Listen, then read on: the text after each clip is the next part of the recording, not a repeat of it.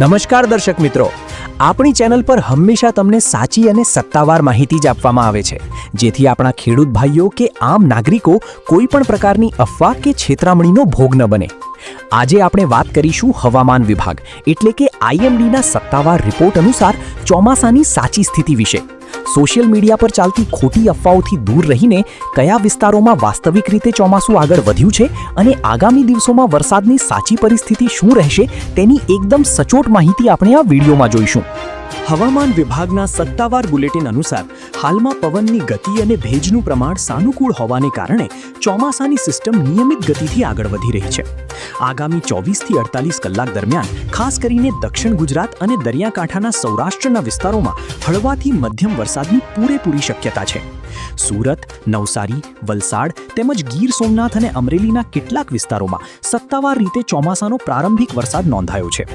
મધ્ય અથવા ઉત્તર ગુજરાતના વિસ્તારોમાં હજુ વાદળછાયું વાતાવરણ રહેશે, પરંતુ ત્યાં ભારે વરસાદની કોઈ તાત્કાલિક સત્તાવાર ચેતવણી નથી, માત્ર છૂટાછવાયા ઝાપટા પડી શકે છે।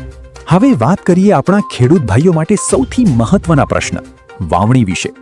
કૃષિ યુનિવર્સિટીઓ અને નિષ્ણાતોની સચોટ સલાહ એ છે કે માત્ર એકાદ હળવા ઝાપટા કે પ્રી મોન્સૂન વરસાદને જોઈને ઉતાવળે વાવણી ન કરવી। જ્યાં સુધી જમીનમાં ઓછામાં ઓછો 2 થી 2.5 ઇંચ કે તેનાથી વધુ સારો વાવણી લાયક વરસાદ ન થાય અને જમીન ભીની ન થાય ત્યાં સુધી બિયારણ ન વાવવું જોઈએ।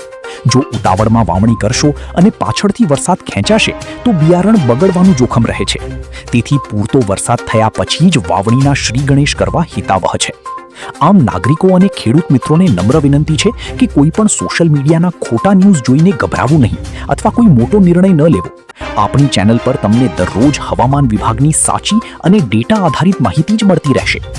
જો તમારા વિસ્તારમાં વરસાદ થયો હોય તો કેટલો વરસાદ છે તે નીચે કમેન્ટમાં સાચો અહેવાલ જરૂર લખજો, જેથી બીજા ખેડૂત ભાઈઓને પણ સાચી માહિતી મળે। સાચા અને સચોટ હવામાન સમાચાર માટે ચેનલને સબસ્ક્રાઇબ કરવાનું ભૂલતા નહીં। કાલે ફરી મળીશું સાચા અપડેટ સાથે। જય જવાન, જય કિસાન।